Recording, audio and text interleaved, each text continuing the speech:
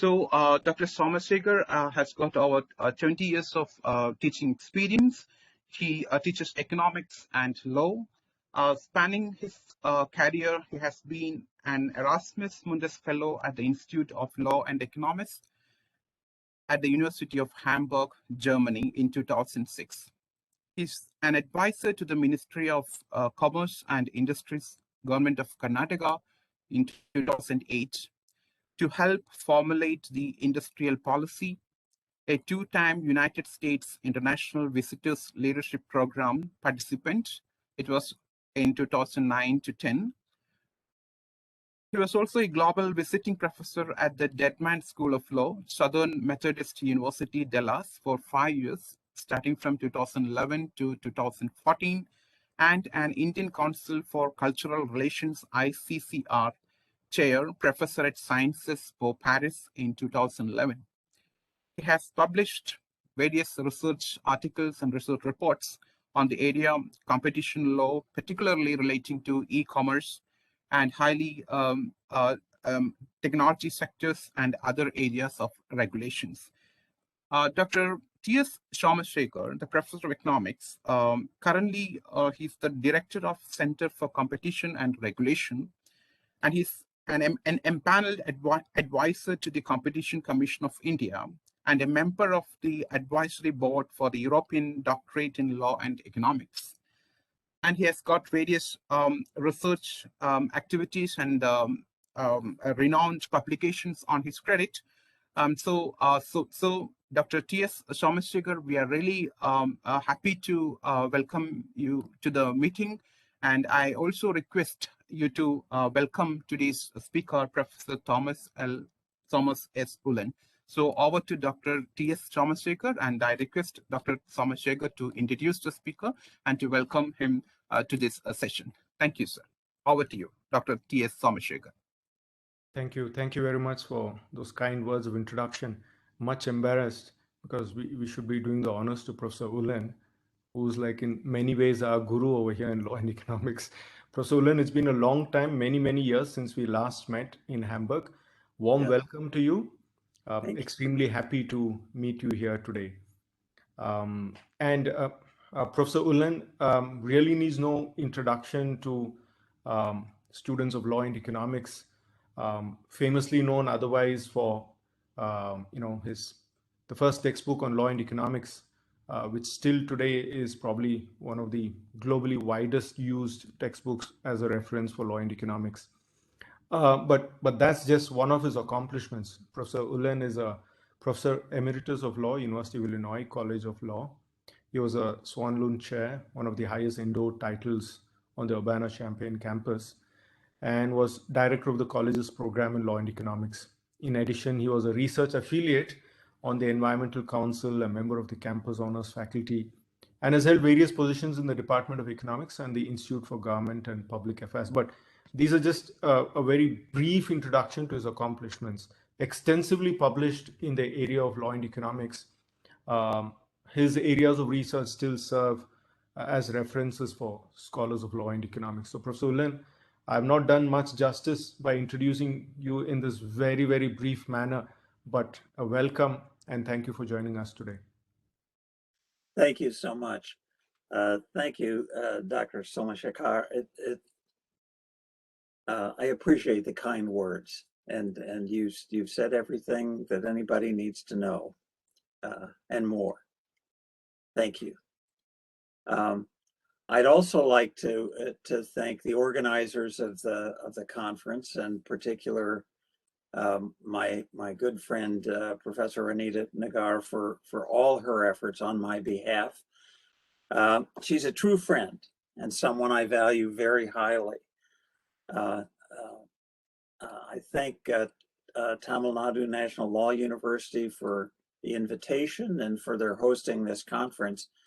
I'm so honored to be asked to speak, and I hope that what I have to say today will stimulate you to think and to ask questions. My talk is divided into 3 parts. I don't know if you have access to the PowerPoint presentation, but it's very It's very short, only 4 slides. The 3 parts of the talk are origins, the problem, and the solution. And my plan is to talk for a little bit over 30 minutes and to leave time for any of you to ask questions or make comments that you might have. I should begin this too by saying this is a very personal, as you will see, a very personal talk. It touches on some things that are very close to my heart. And as you will also see towards the end, I would love to have your thoughts about solutions that beyond those that I'll talk about. Let me begin with the origins. Many decades ago, before I went to college, I was deeply interested in public affairs. I followed the news closely, and like many young people, I had passionately held beliefs about matters of public policy. For example, the biggest issue in my early life in the United States was racial justice. I went to a large public high school that was more than half Black, and I played sports there and had many Black friends. I thought that racial segregation in housing, banking, education, and all other walks of life was wrong. If I had been pressed then to explain why those things were wrong, I'm sure that I would have said something like this. Most Blacks have been unjustly discriminated against for generations in this country. They are citizens just like you and me. Our Declaration of Independence from 1776 says that all men and women are created equal, and we need to make sure that the equality is achieved and protected. Beyond that summary statement, I'm not sure that I could have provided a convincing argument that my position was right. I'm not sure I would have been able to persuade somebody else that my beliefs were better than theirs.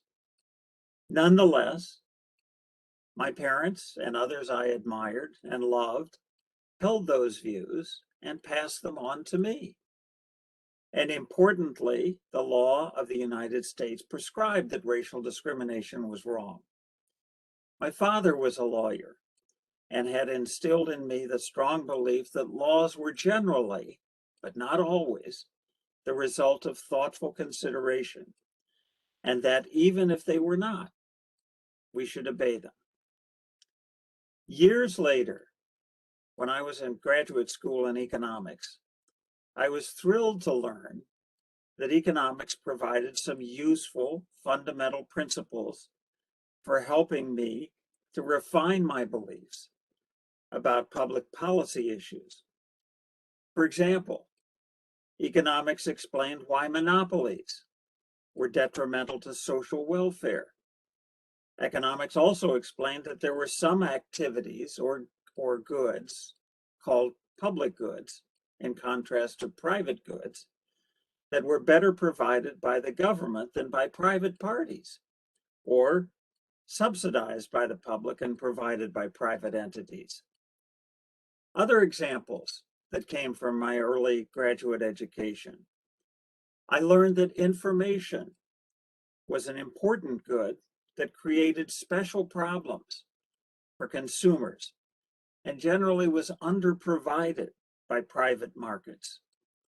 For instance, in situations of asymmetric information, where one party to a transaction knew much more about the conditions or attributes of an activity or good than did the other party, people can be taken advantage of. Sometimes people may keep that valuable information to themselves. At other times, they should disclose privately held information to other parties. Another important category of analysis that came from my graduate education in economics was the idea of externalities. As you know, externalities can come in 2 varieties, costs and benefits. An external cost is a cost that the actions of an individual or a group or a firm impose on another individual or group or firm without that other party's consent. Let me give you an example from the United States. In the fall season in the United States, most trees shed their leaves, which then cover the lawns and flower beds of property owners. In the past, many property owners, including me, would dispose of those leaves by gathering them into piles, pouring some flammable liquid on those piles, and setting those leaves on fire. As the leaves burned down, they emitted smoke and a smell that I and many other people found to be pleasant and a welcome aspect of the fall season. And it was much easier to dispose of the ashes that remained than it was to dispose of the leaves. However, one of my economics colleagues told me during my first year on the faculty of the University of Illinois that he was very allergic to some chemical that was released by burning leaves. He said that whenever people burned leaves, he had to stay inside for days to avoid having a serious allergic reaction that could send him to the hospital. I pause here. In brief, my burning of leaves and others' burning of leaves was imposing an external cost on him. I didn't want to do that, and so I quit burning leaves. Eventually, our city government banned leaf burning, which was clearly the right thing to do. I pause here to remind you of the relevancy to this matter of one of the foundational theorems of law and economics, the Coase theorem. You all know it, so please forgive me for restating it. The Coase theorem says that if transaction costs are zero or very low, parties can bargain to a mutually satisfactory solution to any dispute between them. How would that theorem apply to my leaf burning example? If transaction costs between those who want to burn their leaves and those who are harmed by leaf burning are zero or very small, then they could solve their mutually inconsistent desires, the desire to burn leaves and the desire to be free from burning leaves, by means of a bargain. But because there are lots of people involved, lots of people who want to burn leaves and a smaller number, but not inconsiderable number, of people who are harmed by leaf burning, the transaction costs between those two groups are large. No bargain might result. Therefore, there is a strong argument for government to step in to reach a solution that might have occurred to the parties if their transaction costs were very low. And that's precisely what happened. In our town, it is illegal to burn leaves. However, those whose property is covered with fallen leaves in October and November can put those leaves into bags and put those bags in front of their homes, and the city will come by every other week in the fall to pick up those bags. Just for the sake of completeness, I should say a word about another explanatory category, external benefits. An external benefit arises when the activity or purchases of an individual group or firm confer an uncompensated benefit on others. The problem that this creates is that because the individual who confers this benefit is likely to take into account only the benefit that he or she realizes and not the benefit his or her actions confer on others. As a result, there is not as much of the external benefit generating activity as is socially desirable. To get the right amount of that external benefit generating activity, the government has to provide the activity, or better yet, subsidize the private provision of that activity. A famous example of an external benefit, and one that is relevant to my topic, is vaccination against a communicable disease. Of course, the individual who is vaccinated is protected against getting the disease. That's his or her individual benefit. But that individual, in getting vaccinated against a communicable disease, is also providing an external benefit to everyone else. They will not get the disease from him or from her. As a result of these economic concepts, for the first time in my life, I felt as if I had a framework for understanding the world. Better put, I felt as if I had a framework for guiding me about how to think about the world. I shall be forever grateful to the field of economics for providing me with those analytical tools. Over the years, additional tools from economics came to play larger and larger parts in helping me and others to refine our understanding of the world. Let me mention three of those additional tools. First, cost-benefit analysis. Most actions have both costs and benefits. And generally speaking, we should pursue those courses of action that seem to have greater benefits than costs. Of course, there are still questions about what should count as a cost and a benefit, but this is still a vitally important method of navigating the world. Second, empirical methods. One of the most valuable things that I studied in graduate school was econometrics. The course was highly theoretical, highly mathematical, but it provided me with sufficient training so that I could make an empirical study a central part of my doctoral dissertation. Of course, once I got involved in law and economics, I had very little reason in the early days of that field to do empirical research. It was all about theory in our early days. Nonetheless, I kept suggesting, usually at the end of all my written work, that those of us studying the law needed to do more empirical research. Finally, in the 1990s, the field took up empirical studies, and it became one of the hottest areas of law and economics, and has remained so. A third additional tool that has appeared over the years is behavioral economics. In the early 1990s, I learned about the behavioral economics literature from a friend in another department, not the economics department, not the law school, at the University of Illinois. Till that date, I had, like many economists, believed that people could be assumed to be rational decision makers. But then I learned about the empirical literature created by Daniel Kahneman, Amos Tversky, and others. That literature held that it was inappropriate to assume that people are rational decision makers. They make mistakes.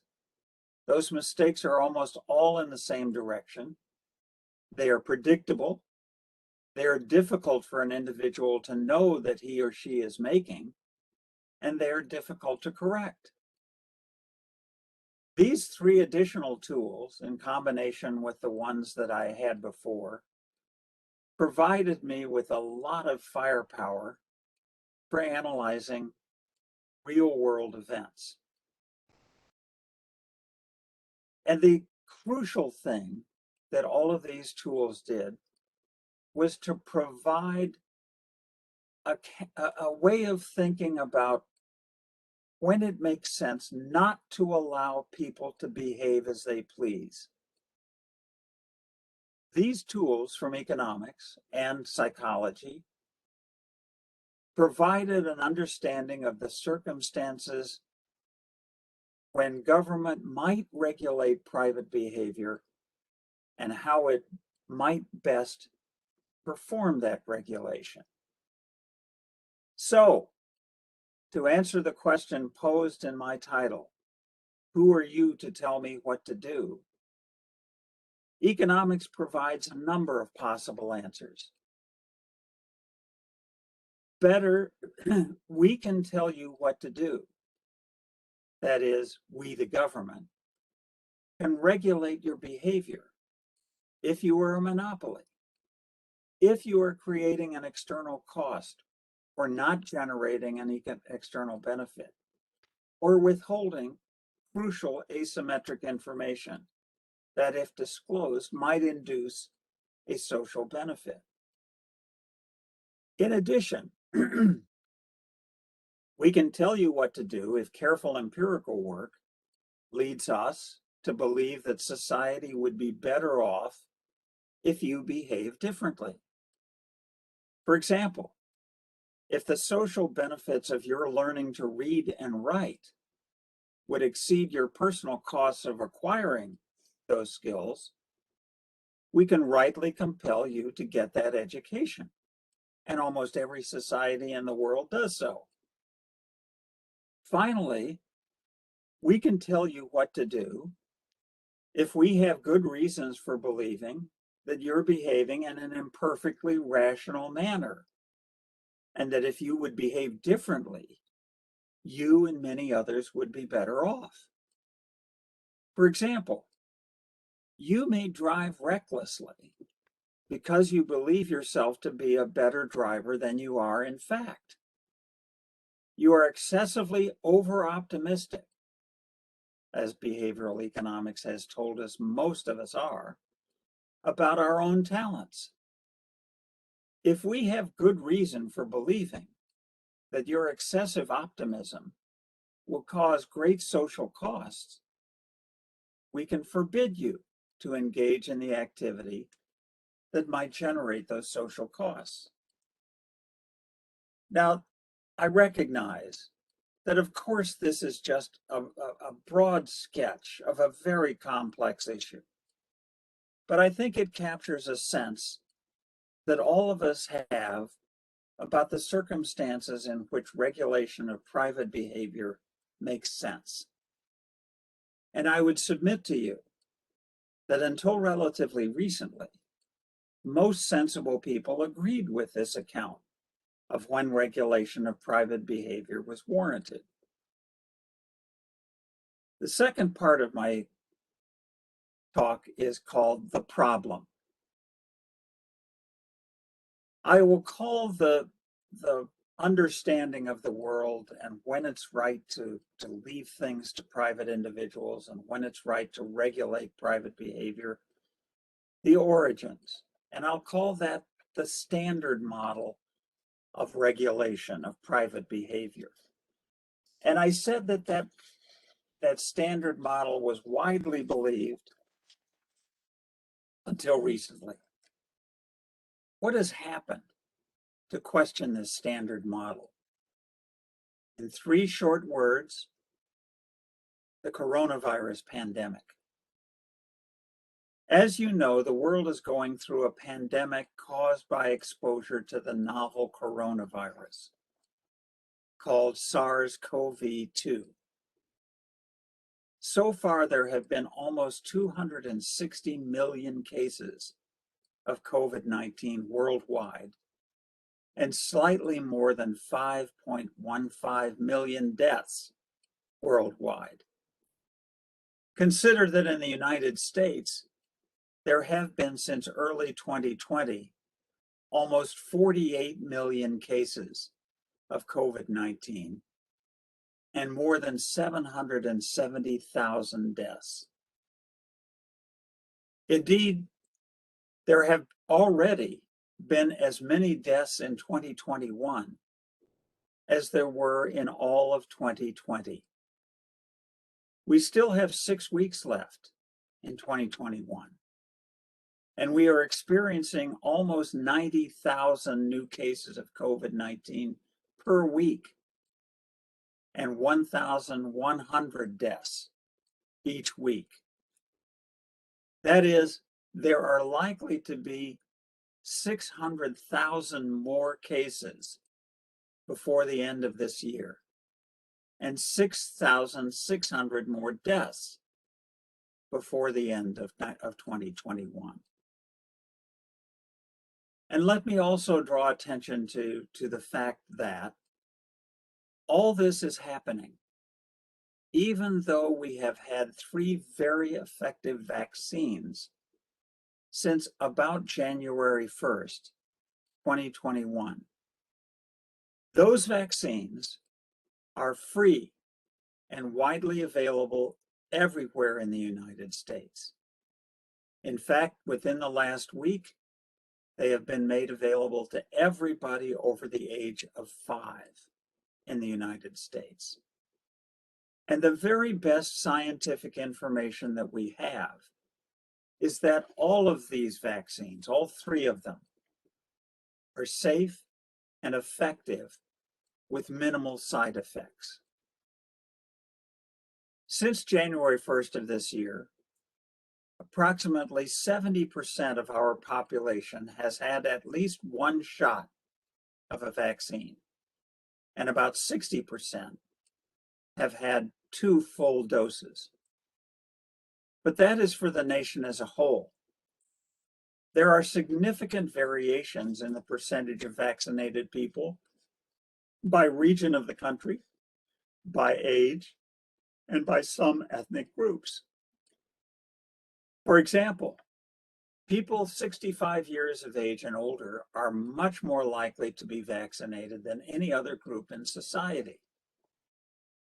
It is also true that African Americans are much less likely to be vaccinated than other groups in society. By region, the southern states and the states in the Mountain West, that is, not the states along the Pacific Ocean coast, have much lower vaccination rates than the rest of the country. The states in the Northeast, in the Midwest, excluding the state of Iowa, on the Pacific coast, and Hawaii have the highest rates of vaccination. Here is the factor that gives the greatest explanation for the difference in vaccination rates. How the state voted for president in the 2020 election.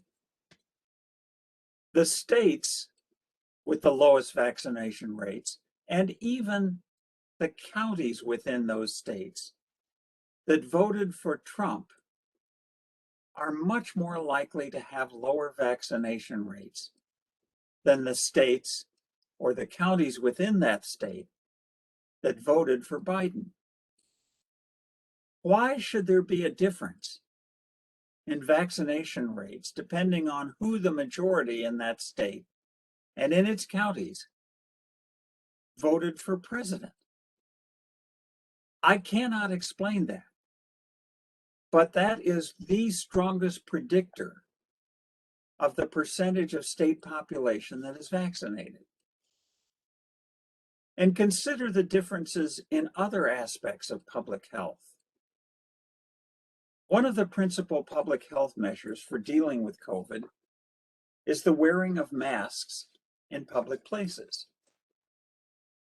You might think that this would be an easy practice because it's relatively cheap, and that therefore the wearing of masks in public places would be roughly the same anywhere in the United States. Almost every public health expert recommends it. And yet, the differences in the states in how they treat mask wearing is remarkable. Please look at the map if you have access to it that I've included in the PowerPoint presentation. It may be hard to see the details in that map, but they're interesting. The states that are dark brown are the states that have a mask mandate. In those states, wearing a mask in a public place is mandatory. To follow my title, we are telling you what you have to do. The states that are light brown on the map are actually two different groups of states. The states that do not have stripes through their light brown coloring merely recommend mask wearing in public places. They do not mandate the wearing of masks. Although one of the states that is colored light brown, California, which is the most populous state in the United States, approximately 1/10 of the entire population of our country lives in California. California has now moved to mandatory mask wearing in many of the larger cities and surrounding areas around large cities. The other group of light brown states has stripes running through them. Those stripes indicate that the recommendation of mask wearing is only for certain communities, usually the large cities within that state. The next group of states are not colored at all, they're white. Those are states in which the government has made no recommendation for or against mask wearing. Finally, the group of states that I want to draw your attention to most forcefully is the group of states that are colored black on the map. Those are the states that have forbidden any governmental group within the state, forbidden a mandate of mask wearing. Those states colored black include 2 of the 5 most populous states in the Union, Florida and Texas. Before I tell you what problems these facts create, let me be clear that vaccination and mask wearing are external benefits, and that the infection of someone else is an external cost. That is irrefutable. So what I've told you before about vaccination rates and mask wearing creates 2 big problems for me. First, why would anybody resist vaccination? There are a few, but rare, reasons for not getting vaccinated. But most reasons that people give for not being vaccinated are absurd. I have a good friend, a colleague, who told me that he took a taxi cab. Yeah, vaccination எடுக்க மாட்டாங்கன்னு. That he took a taxi cab in Miami and was told by the driver of the taxi cab that he wasn't going to get vaccinated because the vaccine contained a computer chip that was inserted into your blood and made you vote for Joe Biden for president. Clearly, that's absurd and hilarious. But I wonder how widespread that silly view is. The woman who used to cut my hair told me 2 weeks ago that she and her family are not vaccinated. And I asked, why not? And she said, because they're waiting for the clinical studies to be completed. I told her correctly that they had been completed. She told me that she didn't think they were completed. I said they have been. I thought about telling her about the 3 phases of Food and Drug Administration clinical tests, and that all 3 phases of those clinical tests have been completed for the 3 vaccinations that are widely available for free. But I didn't. I am going to explain that to her when I explain to her why I'm not coming back to have her cut my hair. Second, wearing a mask is a means of preventing communication of COVID-19. and it is very low cost. Why would some states forbid mask mandates or even recommending that people wear masks? Wearing a mask in some states has become a political statement. It's not a political statement. It's a statement about your care and concern for other people. Why has that become a political issue? Third, why are attitudes and beliefs not changed by data, by evidence? I realize that all of us who live and work in universities are persuaded by data and by evidence every week. Somebody tells us something that causes us to think differently on the basis of that data or evidence that they provide. But that doesn't appear to be the case outside of universities. Here are the data that should change minds, but has not yet done so. Since the widespread availability of vaccines in the early part of this year, 90% of those who have contracted COVID-19 are unvaccinated. And almost 99% of those who have died from COVID-19 since January and since vaccines have been available have been unvaccinated. You do not have to be an expert in statistics to learn this lesson from those data.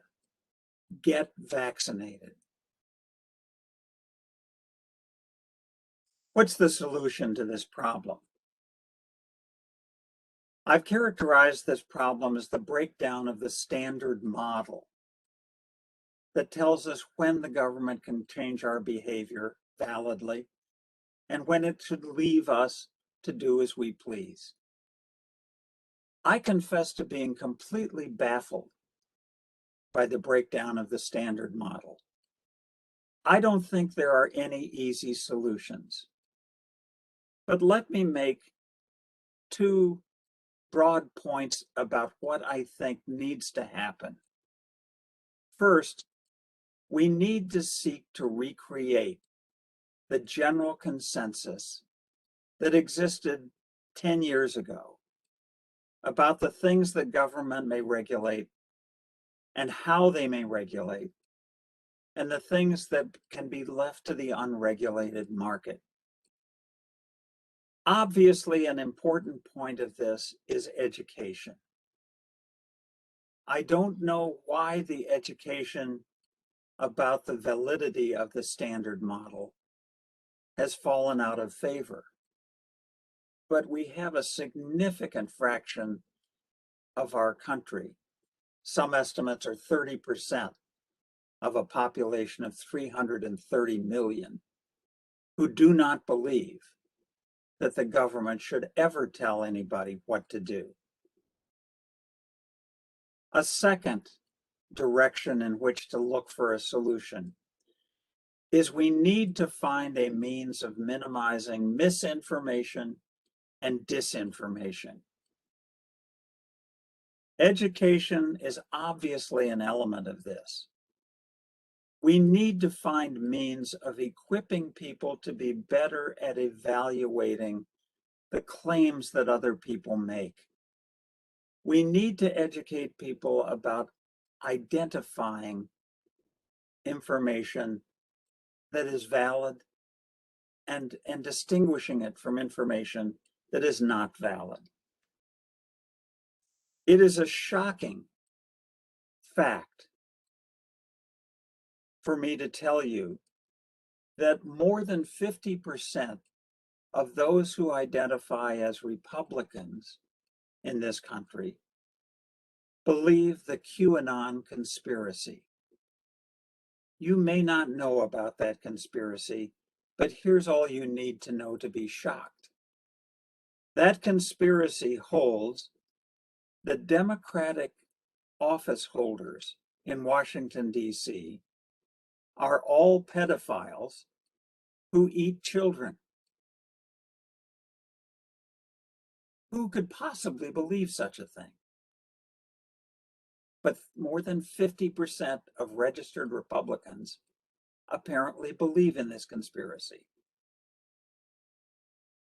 Where is disinformation and misinformation coming from? One guilty party are social media. I know that there's a social value for some social media. It's a great way to keep up with friends whom you do not see often and family. But they are a central source of misinformation and disinformation. Like,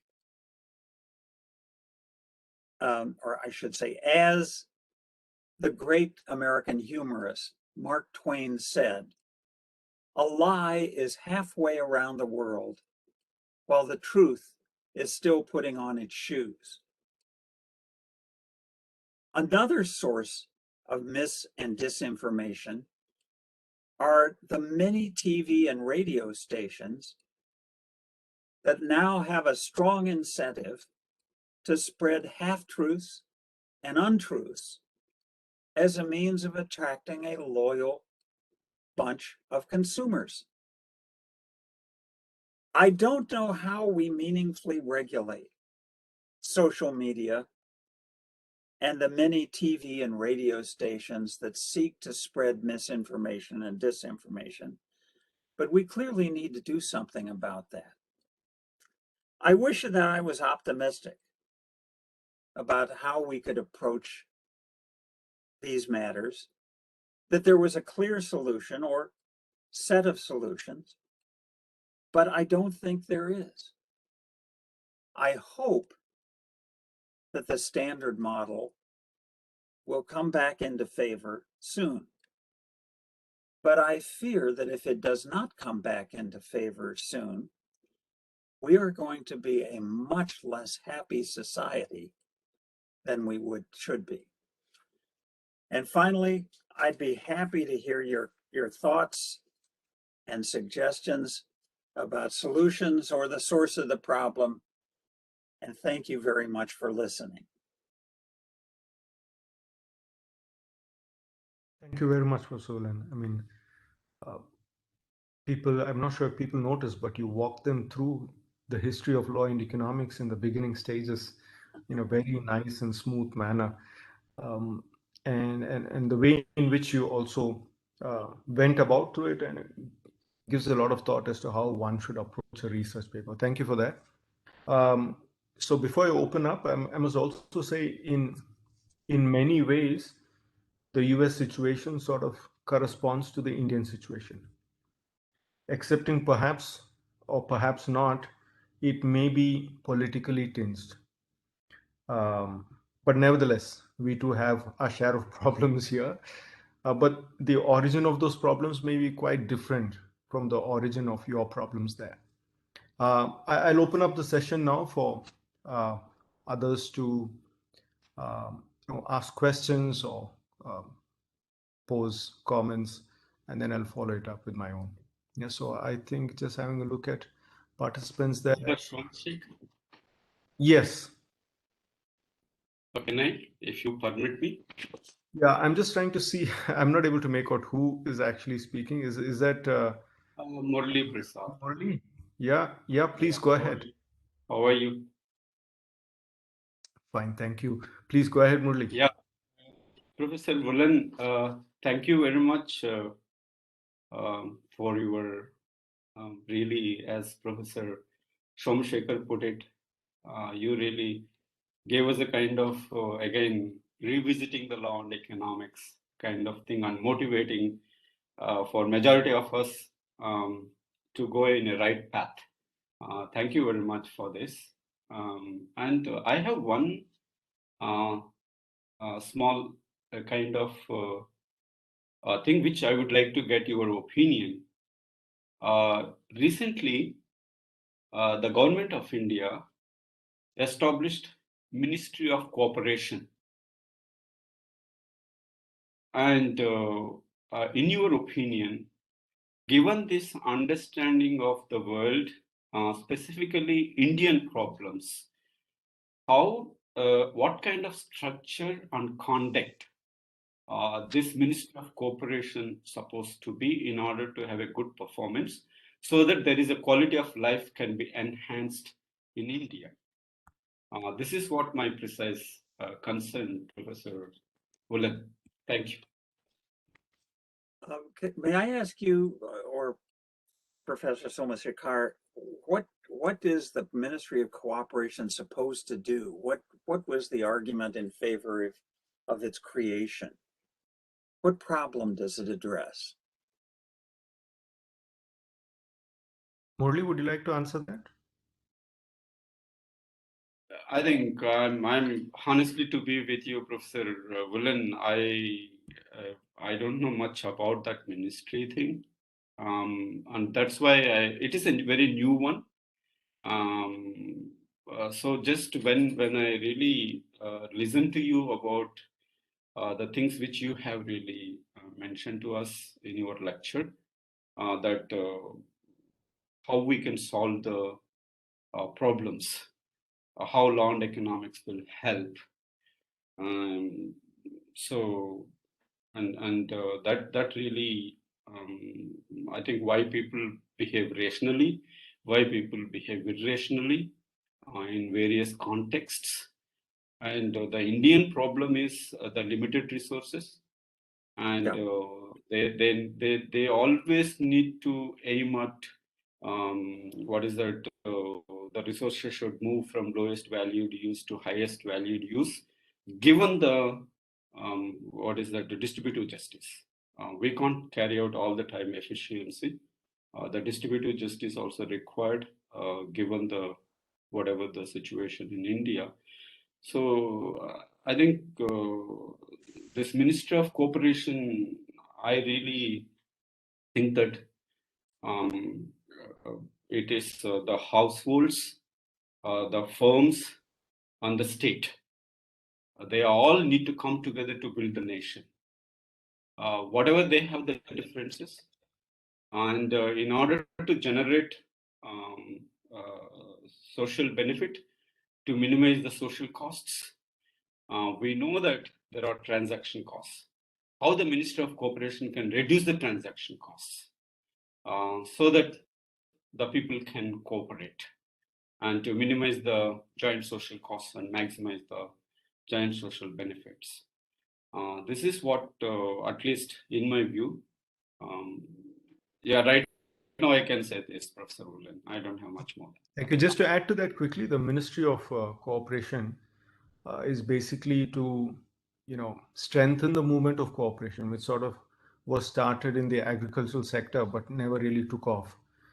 So there was a saying in the 1960s and 70s that cooperatives have failed, but cooperatives must succeed.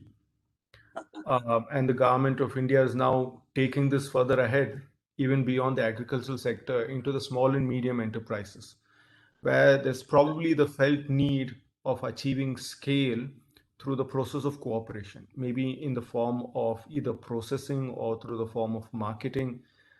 As of now, you do have state-run enterprises who perform this role of trying to market the products of small and medium enterprises, which simply do not have the ability to do so, and therefore unable to take their products to markets beyond their limited capacity.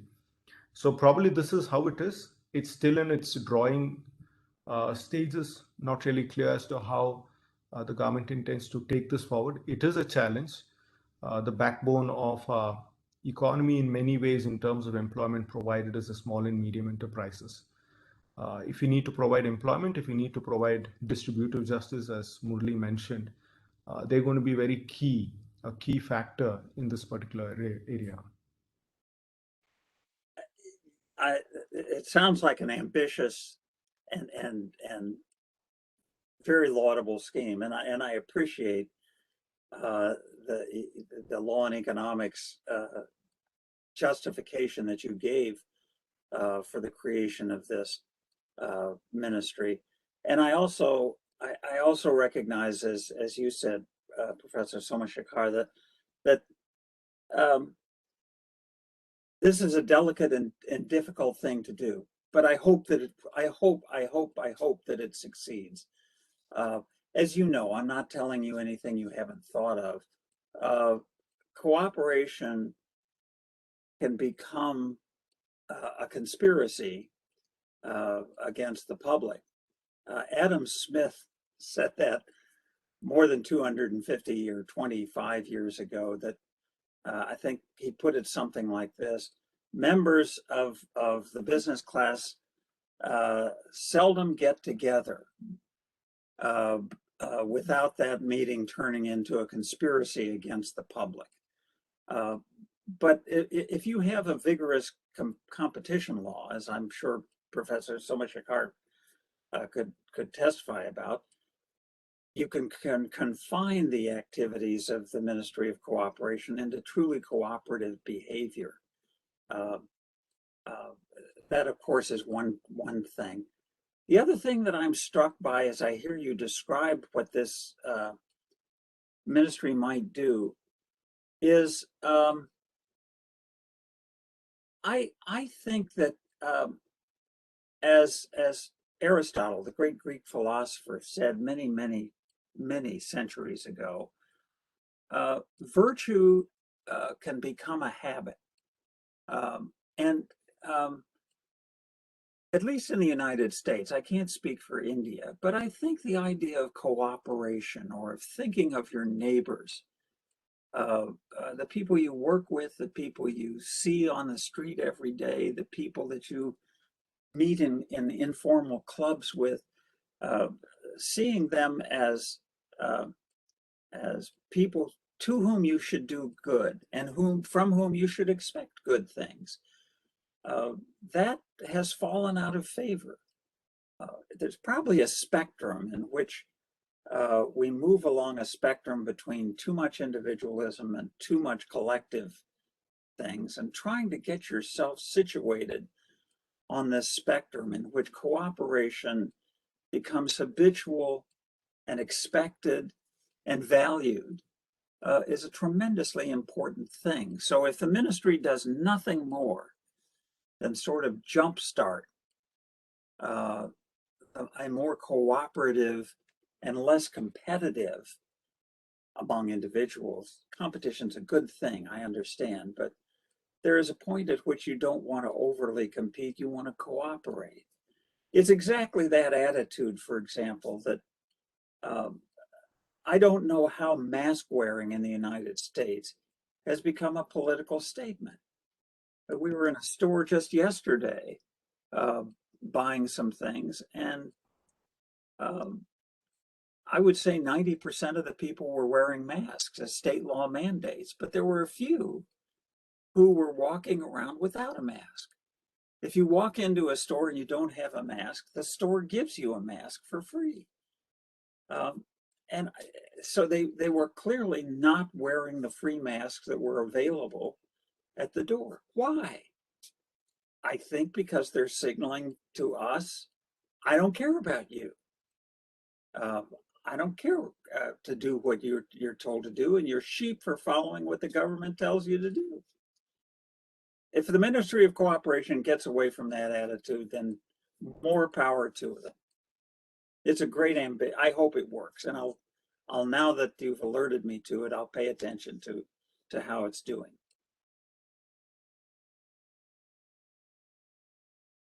Thank you, Professor. And any other questions? Anyone has a hand up?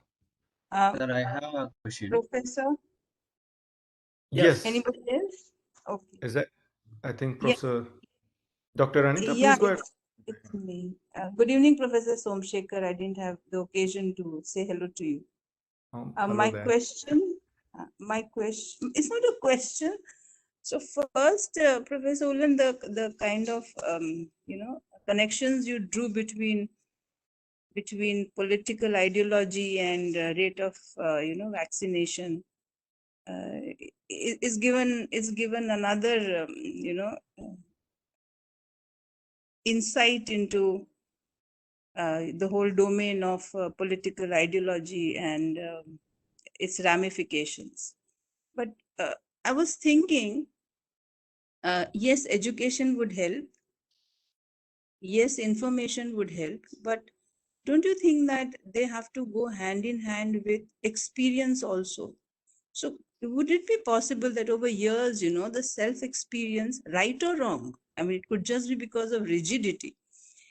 So it's a combination of experience plus a rigidity that has come in for multiple reasons, because this is competing polarized ideology, the US brand, and all of that together, the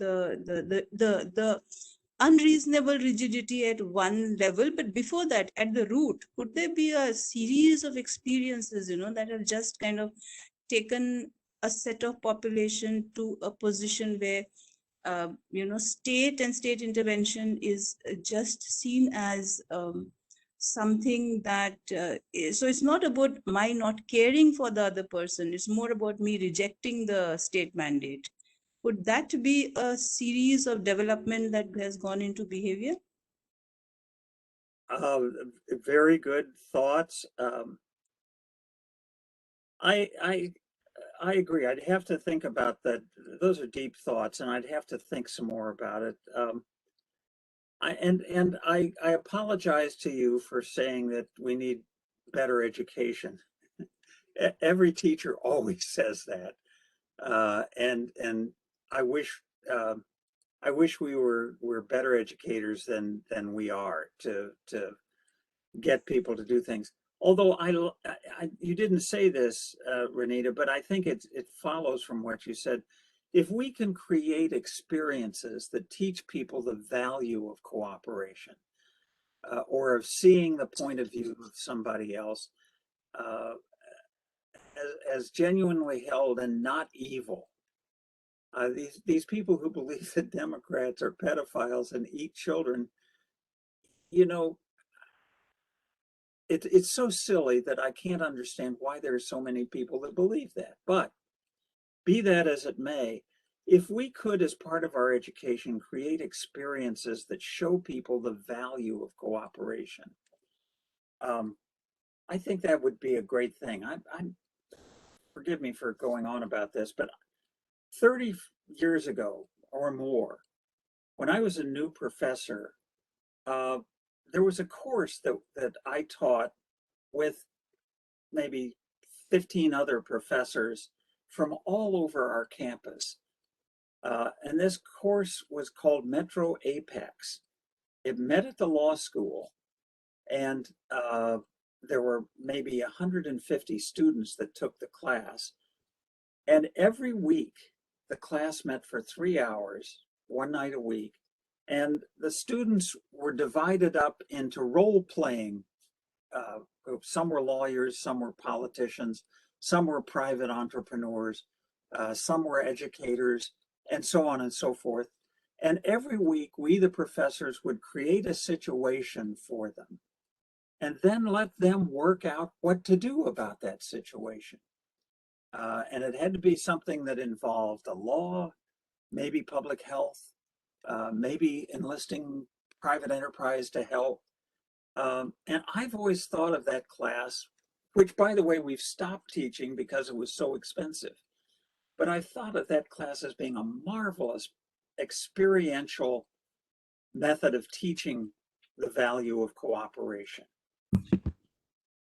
Professor, just one add-on. So my question was about education and experience, but it was more about state intervention and experience.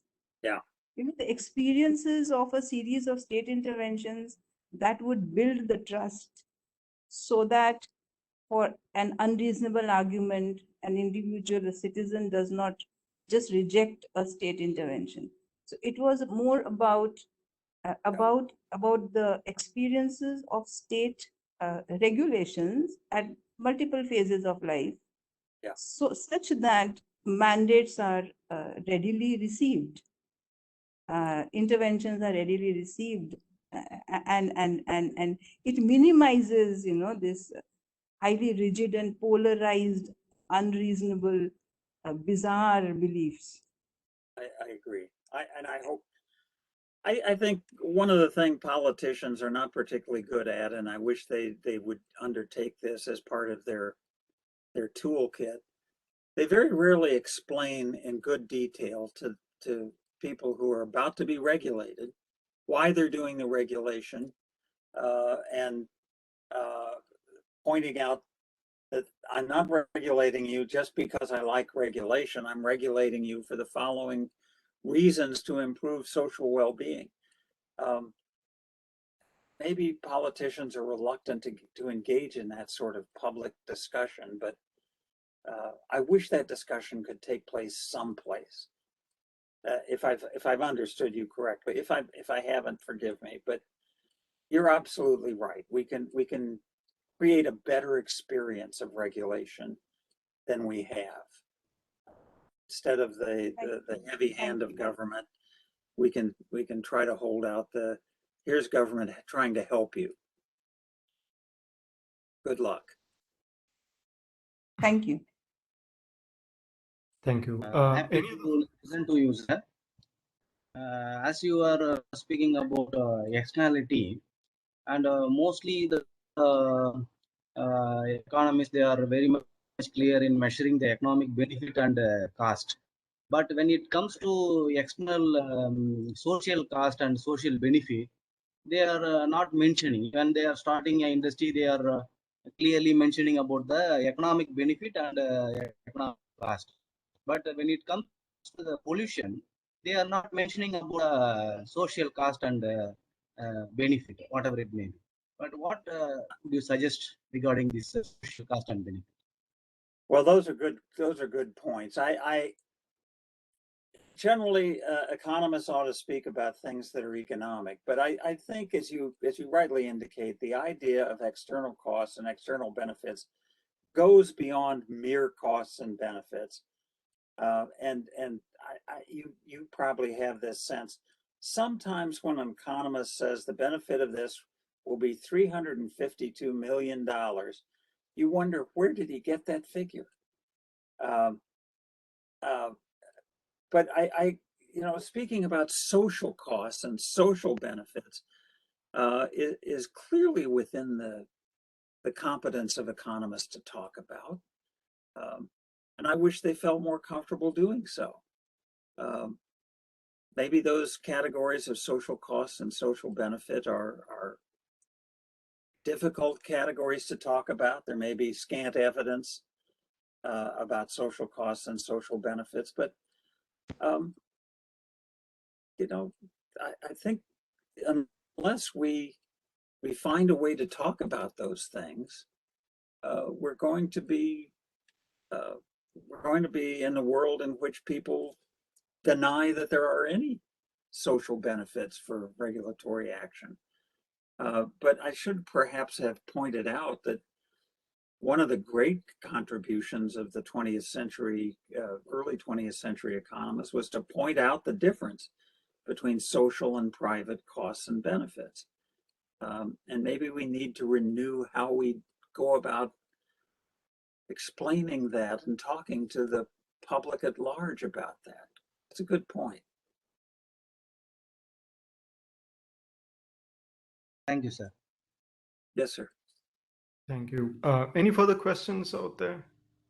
Good evening, sir. I am audible.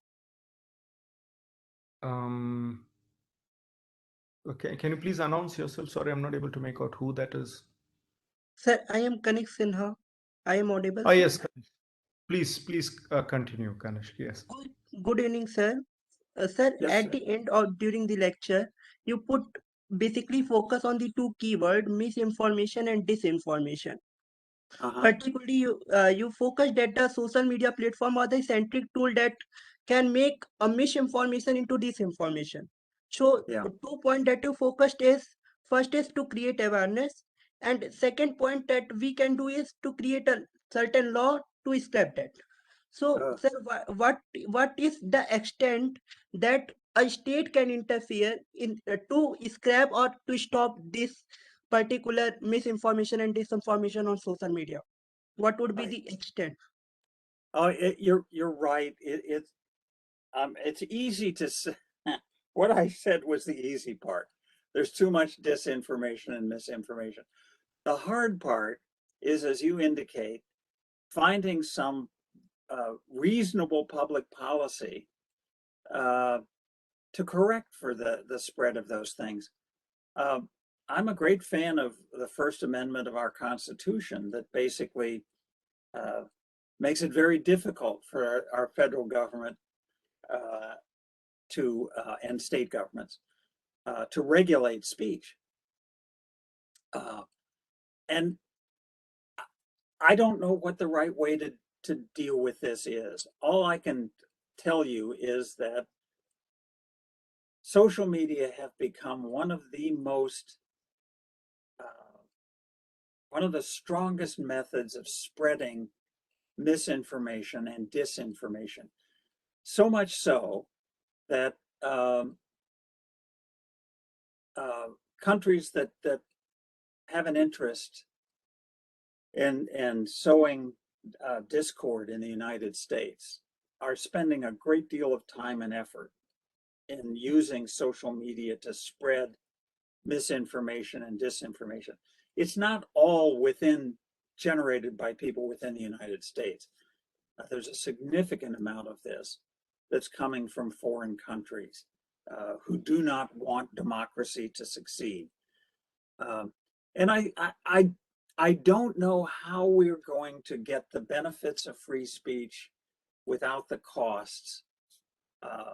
And I don't know how we're going to regulate social media to get the benefits of social media without the social costs.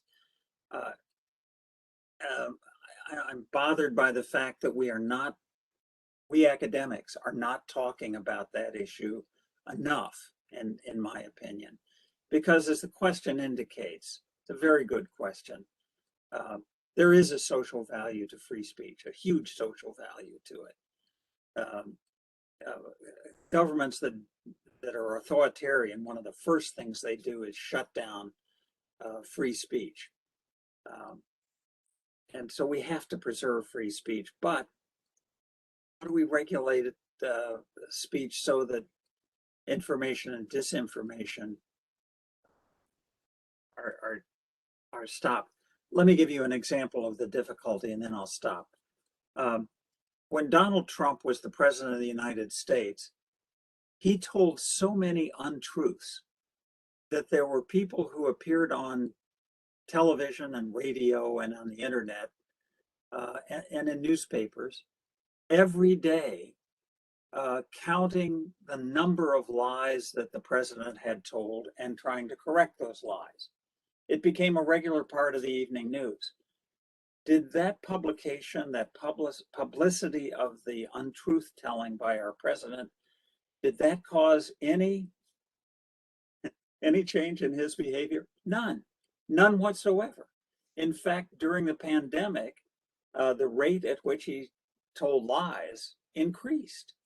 So it didn't do much good to publicize that these are untruths.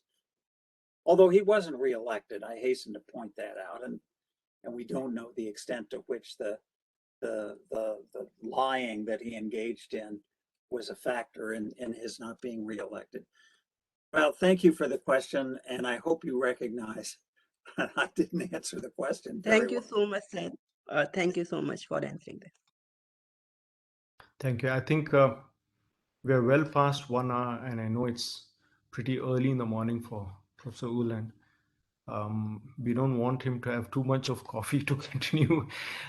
So let's say one last question or a comment. Professor Ulan also did ask about if anyone can contribute to the area of thought that he's presently pursuing with respect to the solution in such a circumstance. In many ways, we are all battling misinformation and disinformation in our own societies. I think many of us have also in some ways fallen victim to such kinds of acts. So would anyone else want to quickly add something before I sort of conclude and summarize this? So can I ask rather than conclude, sir? Yeah, Ritesh Thakkar, sir. Shall we conclude now? Good Hitesh? evening, sir. Azad I here. just I have Hitesh a wants query. to say something. Hitesh, please go ahead.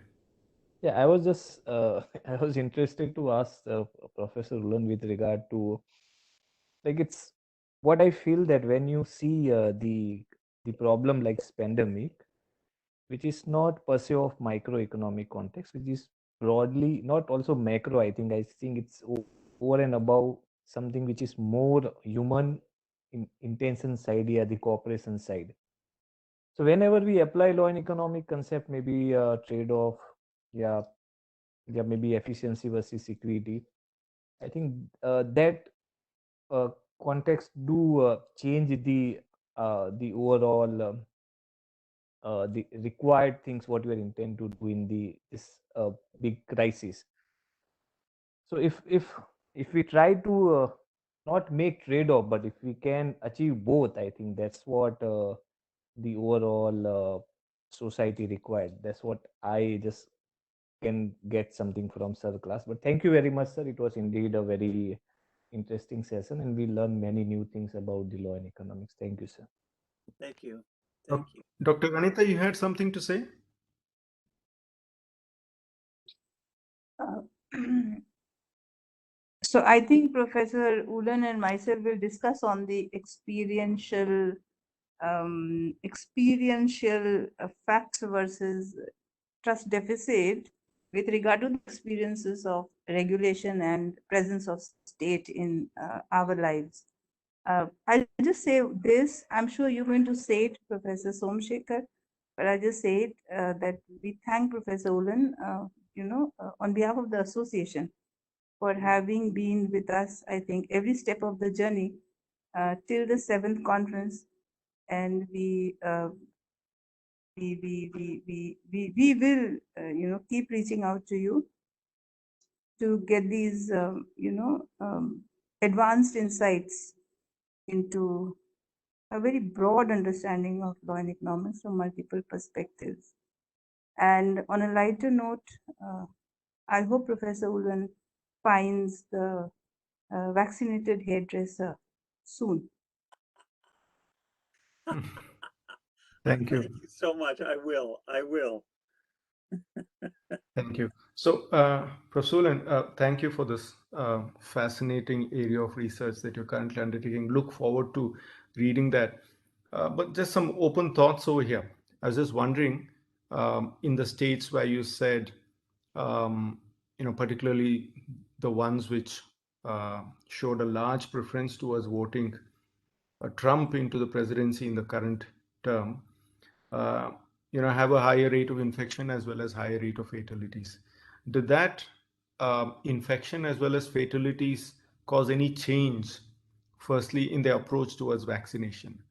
As we know from a behavioral perspective, as you mentioned, people do have a differential approach towards the estimation of probability of getting infected, one. And secondly, of course, with respect to the belief of this very fact of, getting infected. So that was my first comment, or even probably a question. Did that change their approach towards this estimation of probability? That's a great question. And I think it's fair to say that we don't know yet. I will tell you this, that there are, I think, 5 or 6 prominent internet conservatives or radio conservatives who urge their listeners not to get vaccinated. But those 5 or 6 commentators themselves got COVID because they didn't get vaccinated. And in at least 5 of those cases, the people died, the commentators died. And in almost every one of those cases, they made a sort of deathbed declaration to their listeners through their spouse or friend that I was wrong. I should have taken the vaccine. Now, I would think that would have a profound effect on the listeners, that somebody they'd been listening to and paying attention to and not getting vaccinated because of what that person says that person then gets COVID and dies and makes a declaration that I was wrong, you should get vaccinated. I think that would make have a big impact. On the other hand, it's not inconceivable that the listeners say, oh, he's crazy. He's at the end of his life and he's not thinking straight. So I'm going to continue not to get a vaccine. But there's some empirical evidence that needs to be got from that episode and other episodes in which prominent people change their mind and say, get vaccinated, to see if that has had a discernible impact on the behavior of people who pay attention to those podcasts, internet talks, radio programs, and the like. But that evidence I don't think we have yet. Thank you. And secondly, there's another behavioral aspect, I think, probably across all local communities, different languages here, they may have a different terminology, but in English, it sort of translates into something like a lie repeated 100 times makes something true. So in this age of fast information, one is the tendency of people to actually believe the untruth rather than the truth. There's another psychological aspect to that. The second one is politicians' ability to depend upon people's short-term memory. That is the fact that they have forgotten how they made fools of not believing that COVID was actually something true. Yes. And once there were fatalities, and then they forget and they move on, and they're dominated by new themes which come up, particularly with a person like Trump, who can cook up something new and sort of create a very polarizing sort of a situation on a new theme. So that's and the third aspect that really does not help in the case of COVID is the fact that you have new mutant varieties which come up, which sort of tends to feed to this belief that therefore these vaccines don't work. Now that's the kind of news that we sometimes hear even in India. Also, this vaccine is basically all hogwash. So unfortunately, that doesn't help either. And also to add, behavioral psychologists sort of tend to emphasize upon how such kinds of things need to be really addressed. Like, for instance, if you want to really address a Republican majority state, you probably got to get a Republican speaking about COVID, saying that this is true. And that's probably when it really happens, rather than have a Democrat going and speaking to them. But I guess there's so much, I think even psychologists would say, that there's much that they need to study and contribute to this field. But I'm really not sure if the standard model would still break down. If not anything, I would rather say that we must reinforce the standard model even more, particularly in these circumstances. The question is about how, rather than probably not. So that's just some of my initial thoughts, really. Well, I agree with absolutely everything that you said, and I've said this before, but I think it bears repeating. We academics, in our profession, repeating an untruth again and again and again does not persuade our colleagues that it's true. And moreover, we would be embarrassed to do so.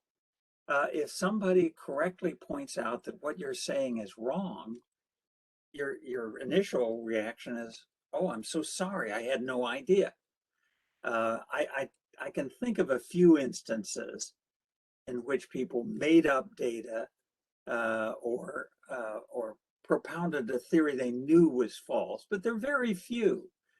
And my point is that we academics have the right values about this sort of thing. Truth matters. And no amount of repeating something that's not true is going to make it true. But in the world outside of our little bubble, that's not the case. And we need to study that world outside the bubble to find out why it works. As you rightly said, what's the psychology of this? Why can it be the case that repeating something that's palpably untrue can make it true just by repetition? I don't get it. Great thoughts, and thank you, Professor Somashekar. It's a wonderful topic to discuss, and obviously you're far ahead of me on this. So thank you. Thank you very much, Professor Ulan. It's been so long since I listened to you talk, and it's just been fascinating. Once again, it's been, I think, about 17 years since I last listened to you. That was long back. Yeah. Thank you so much. Thank you so much for taking us through this fascinating area. Very topical indeed, and I think it's a surprise cross country, and it's not just typical of the US, although the reasons may be different. So on behalf of everyone here, I just thank you for being up so early. Forced you to take those mugs of coffee. I don't know what you had. I remember that when we met last time too, coffee was your favorite, but I hope we didn't make you overdose it to get up early in the morning, come to us. But thank you once again. We do hope to have you back with us again, and hear the conclusions of your research and see how that can be applicable to our countries as well. Thank you very much. And on behalf of everyone, bye-bye. Bye-bye. Thank you so much. Dr. Anita, we'll close now. Thank you. Yeah. Yes, thank you. Thank you, Professor Thomas Ulan and Professor T.S. Somashekaran for making this panel discussion fruitful and food for thought for the others. So in the name of TNLS fraternity, I extend my sincere gratitude to all the participants. And thank you for joining us. And thanks a lot once again to Professor Ulan and Somashekar for engaging this session. Thank you, sir. And I wish to sincerely convey the gratitude to our chief patron, the Vice Chancellor of Tamil Nadu National Law University, Professor Dr. V.S. Elizabeth, and the convener of this seminar, Dr. Thomas Felix, Assistant Professor, Department of Economics, Tamil Nadu National Law University, for making this opportunity and allowing all the participants to join on time. And I also thank the IT support of Tamil Nadu National Law University for arranging this technical sessions. Thank you. Thanks a lot. Thank you. Bye-bye. Thank you. Thank you very much.